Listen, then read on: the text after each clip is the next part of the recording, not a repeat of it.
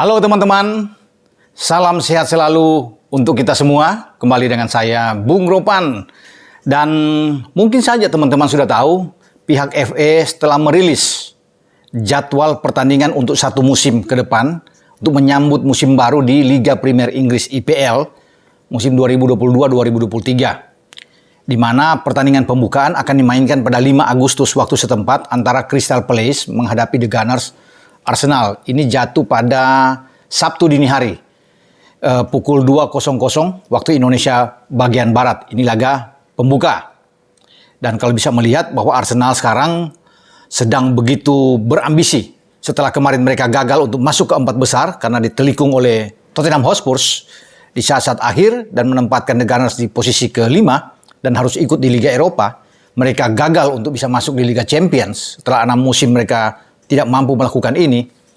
Pada musim 2022-2023, saya rasa Mikel Arteta dan juga manajemen Arsenal akan berusaha untuk tetap mendapatkan jatah di UCL.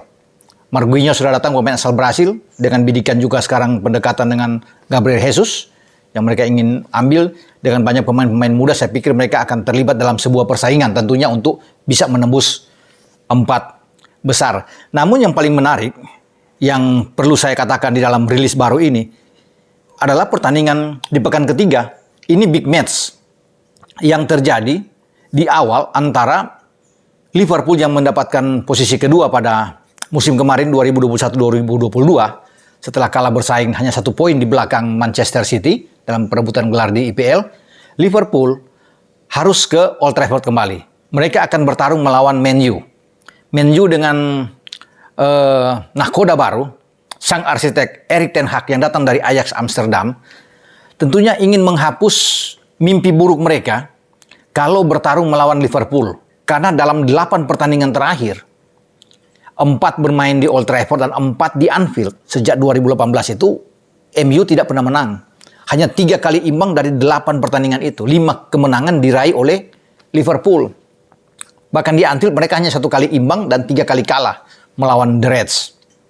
Pasukan Klopp juga menang 2 kali ketika bermain di Old Trafford dan imbang 2 kali. Tercatat MU ini terakhir menang itu pada Maret 2018 kalau nggak salah. Ya, mereka menang dengan 2-1. Setelah itu mereka tidak pernah menang sampai pada musim kemarin, di mana mereka tumbang bahkan kebobolan dengan 9 gol tanpa balas. Tidak ada sebiji gol pun yang bisa bersarang di gawang Alisson Becker. Mereka kalah dipermalukan habis di Old Trafford dengan 5-0. Muhammad Salah membuat hat-trick di sana. Dan ketika bermain di Anfield, mereka juga tumbang dengan 4-0. Jadi itu yang saya bilang 9-0. Kalau merunut di 3 pertandingan terakhir bahkan di 2 musim yang lalu, total itu ada 13 gol bersarang di gawang David De Gea. Karena pada 2 musim lalu mereka juga kalah di Old Trafford dengan 4-2. Ya, dari Liverpool. Jadi begitu mendominasi ya Liverpool ketika harus berhadapan dengan Man U. Jadi Man U itu bukan lawan yang berat. Ini lawan empuk bagi Liverpool. Tidak seperti pada sebelum-sebelumnya. Apalagi kalau waktu di masa era Sir Alex Ferguson. Ini kan sulit untuk dikalahkan. Mereka luar biasa. 13 gelar di era modern bersama dengan Fergie. Tapi kesininya setelah Fergie 2013 meninggalkan MU, mereka oleng dan kena turbulensi, sulit menjadi juara lagi. Bahkan kalau kembali dengan Liverpool, ini berat. Liverpool ini akan menjadi momok yang menakutkan kalau bermain di Old Trafford, apalagi di Anfield. Nah, ini menjadi tantangan pertama bagi Erik ten Hag ketika dia datang untuk menukangi MU, sudah akan berhadapan di pertandingan ketiga di pekan ketiga ini, menghadapi tim yang sangat kuat. Dan potensi untuk kalah terbuka besar. Luar biasa kalau mereka mampu mengalahkan Liverpool. Karena Liverpool kan tidak pernah setakut menghadapi MU kalau bermain di Old Trafford, apalagi di Anfield lagi. Dan tentunya mereka harus menang. Tapi dengan kondisi pemain belum pasti pemain-pemain mana yang akan datang, mungkin kabar terakhir adalah Anthony, ya, mantan anak buah dari Erik ten Hag, pemain asal Brasil ini yang berusia 22 tahun yang akan datang ke MU. Ini pun tidak akan menjamin kalau cuma ada 1-2 pemain yang datang. Alotnya juga pergerakan mereka di bursa transfer. Ya, tarik ulur dengan apakah Frenkie de Jong akan mendarat dari Barcelona datang ke MU, ini juga belum begitu pasti. Sementara Liverpool sudah bergerak cepat dengan mendatangkan Darwin Núñez dari Benfica, pemain asal Uruguay ini sudah berlabuh untuk bisa mengantisipasi dengan kepergian dari Sadio Mane ke Bayern Munchen. Dan ini tetap lini serang bagi Liverpool masih menakutkan, ngeri kalau bisa melihat. Tanpa Mane pun mereka sangat kuat. Ada Luis Diaz, ada Diogo Jota, Bobby Firmino, ada Mo Salah, tambah plus Darwin Núñez yang menjadi top skor bersama dengan Benfica di Liga Portugal. 26 gol dalam 28 pertandingan. Ini pemain yang bisa menakutkan, bisa mencetak gol ke gawang De Gea lagi ketika mereka bertemu. Nah, pertarungan ini di pekan ketiga akan terjadi pada 20 Agustus. Tepatnya pada hari Sabtu. Menarik memang untuk melihat apakah Erik ten Hag di awal dia menangani MU ini berhasil untuk bisa meredam Liverpool. Saya sendiri masih ragu. Imbang saya pikir sudah hasil yang bagus menghadapi Liverpool. Kalau melihat dalam 8 pertandingan terakhir ya. Bukan cuma 2 pertandingan terakhir, bahkan 8 pertandingan terakhir. Katakanlah di 3 pertandingan terakhir kan selalu MU ini kalah dengan telak. Bahkan kalah di atas 2 gol. Inilah yang harus dipikirkan matang oleh seorang Erik ten Hag untuk menghadapi pertandingan menghadapi Liverpool. Karena kalau kita lihat, kita agak mengerucut saja, nggak usah terlalu jauh. Karena di bulan September itu ada beberapa pertandingan big match yang melibatkan Liverpool, MU, Chelsea, ya, kemudian Manchester City di sana. Kita ambil di 4 pekan pertama di bulan Agustus aja. Ini persaingan untuk bisa ada di atas di puncak klasemen itu menurut saya itu hanya ada di Manchester City, Liverpool, kemungkinan Arsenal, dan kemungkinan juga ada Chelsea. 4 ini yang akan bertarung. Ya, kita tinggal melihat apakah ada pergerakan dari Spurs juga. Nah, MU kalau ingin bagus dengan 12 poin yang mereka ambil di 4 pekan, mereka harus bisa mengalahkan Liverpool. Kalau mereka imbang dengan Liverpool, berarti antara MU dan Liverpool ini sama-sama akan mengakhiri 4 pekan pertama di bulan Agustus itu dengan 10 poin. Menang 3 kali dan 1 kali imbang. Di atas pasti akan diambil oleh City. City yang sudah mendatangkan seorang Erling Haaland. Memiliki jadwal yang enak. Artinya di 4 pekan pertama di bulan Agustus. Ya. Kalau bisa melihat City ini pertandingan pertama mereka itu menghadapi West Ham. Ini yang menjadi berat buat mereka. Mereka harus bisa melewati West Ham. Mereka hampir tergelincir kemarin ya dalam persaingan dengan Liverpool untuk merebut gelar juara. Sempat tertinggal 2-0 di London melawan West Ham lewat gol Jarrod Bowen. Sebelum mereka bisa menyamakan kedudukan 2-2 dan mereka luput dari kekalahan. Kalau sampai sampai kalah saat itu mereka tidak mungkin menjadi juara di IPL. Untung saja masih bisa mendapatkan 1 poin.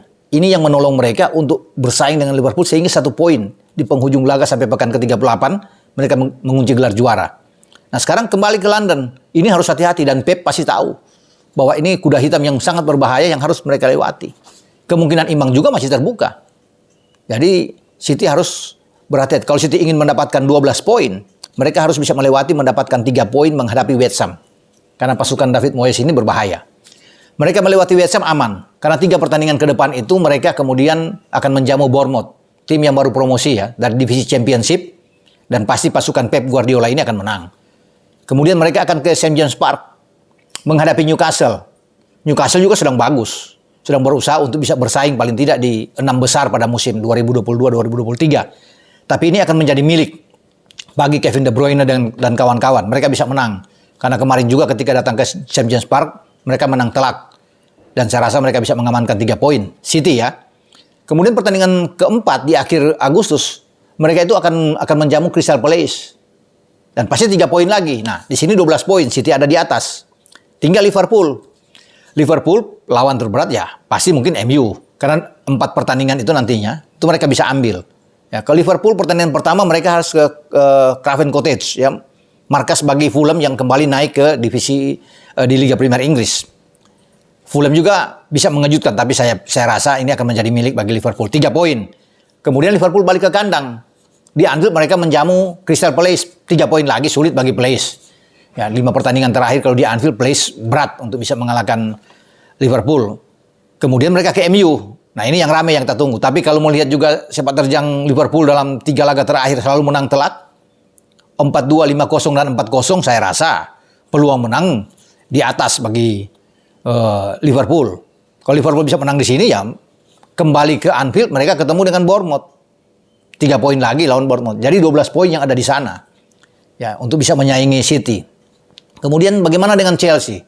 The Blues yang ganti kepemilikan. Kemudian mereka kehilangan Rudiger. Beberapa pemain belakang juga mereka kehilangan, termasuk ancaman dari Azpilicueta. Ya, ada Alonso di sana. Kalau kehilangan ini berat. Ya, termasuk Christensen, dan kita lihat mereka akan menghadapi juga laga-laga yang tidak mudah memang. Pertandingan pertama akan bertarung ke Goodison Park.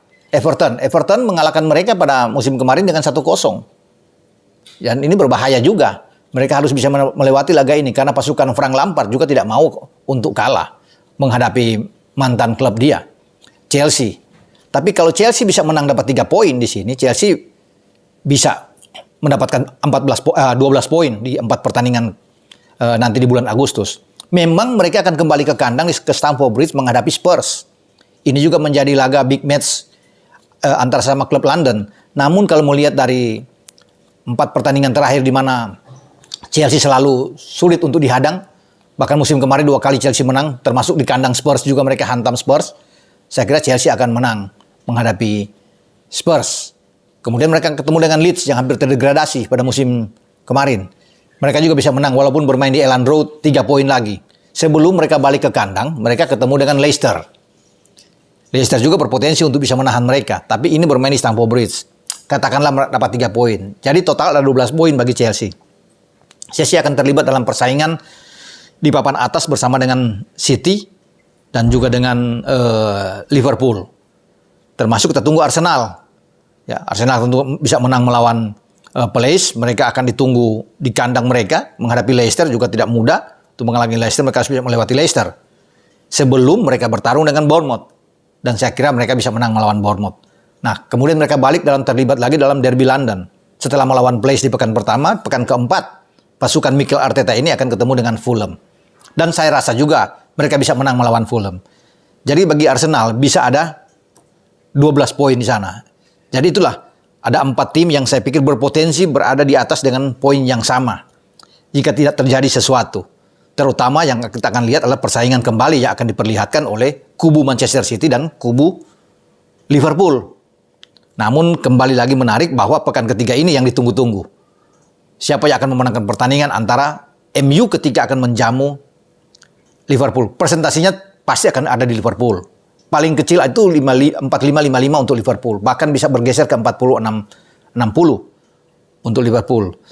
Namun sebelum kedua tim ini bertarung nantinya di pekan ketiga di IPL musim mendatang, mereka akan sudah terlibat dalam pramusim memang, akan bertarung di Bangkok. Ini juga menarik. Pada 12 Juli itu Liverpool dan Man U akan ada di sana. Jadi bagi pendukung MU dan pendukung Liverpool yang ada di Indonesia yang kemudian ingin melihat langsung pertandingan, mumpung masih dekat jarak ke Bangkok, ya, bisa terbang ke Bangkok untuk bisa melihat, membeli tiket dan menonton laga pramusim yang dimainkan oleh kedua klub ini.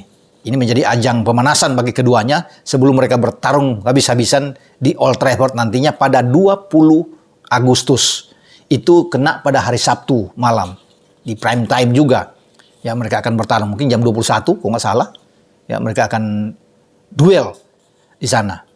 Dan kalau bisa melihat kemenangan terakhir dari Man U, kalau di luar IPL mereka itu paling dekat di 2021 ya, di bulan Januari. Mereka menang 3-2 di Piala FA. Itu yang paling dekat. Tapi di luar Liga Premier mengalahkan Liverpool. Tapi kalau bicara di Liga Premier, saya sudah bilang di awal tadi ya, mereka tidak pernah menang dalam 8 pertandingan terakhir. Hanya 3 imbang dan 5 kali kalah. Terakhir mereka menang itu ya di bulan Maret 2018 ketika dengan 2-1. Jadi memang berat. Bagaimana pergulatan dari seorang Erik ten Hag. Juga harus bisa mendapatkan dukungan dari manajemen untuk bisa mendatangkan pemain-pemain yang diinginkan. Kalau cuma Anthony yang misalnya datangkan atau Frankie De Jong juga agak berat untuk bisa melawan Liverpool. Tidak mungkin berpotensi mereka akan kalah lagi dengan telak. Dan pasti kalau bermain dengan Liverpool pasti akan bertahan. MU akan memilih untuk menunggu counter attack lagi. Takut untuk bermain terbuka. Walaupun saya pikir Ten Hag ini filosofinya juga bisa bermain terbuka, tapi berat. Kalau mereka bisa mengajak jual beli serangan melawan Liverpool, ini selesai bermain walaupun bermain di Old Trafford. Dengan bermain menunggu aja untuk counter attack mereka tumbang dengan 5 gol. Ya, main di Old Trafford. Bahkan 2 musim lalu kalah dengan 4 gol juga. Apalagi mereka bermain terbuka untuk meladeni Liverpool akan celaka besar buat mereka. Kita akan tunggu apa ramuan taktik strategi yang dilakukan oleh Erik ten Hag di saat mereka sudah harus bertemu dengan Liverpool di pekan ketiga di awal-awal pekan ya di musim 2022-2023 menghadapi Liverpool. Menjadi tantangan berat tentunya. Bukan saja bagi Ten Hag, bagi semua pemain yang sudah merasakan selama ini bahwa mereka sulit menang untuk menghadapi Liverpool. Semoga tentunya ada ramuan-ramuan khusus yang diberikan oleh Ten Hag untuk bagaimana cara mereka meredam Liverpool. Tapi selama Liverpool masih dengan Jurgen Klopp, tetap akan membahayakan bagi Manchester United. Jadi saya pikir wajar juga kalau banyak juga pengamat di Inggris juga mengatakan bahwa musim 2022-2023 tetap akan menjadi persaingan dari dua klub papan atas kemarin, Manchester City dan Liverpool. Wajar. Karena memang dua tim ini punya kedalaman skuad yang bagus kalau bisa melihat. Ya. Makanya klub-klub seperti Chelsea, MU dan Arsenal berlomba-lomba untuk bisa mendatangkan pemain-pemain bagus. Ini cara yang bisa mereka lakukan untuk bisa mengantisipasi bagaimana jika bertemu dengan City dan Liverpool yang sangat sulit kalah dalam segala hal, dalam penguasaan bola apalagi akan berat untuk menandingi Liverpool dan City.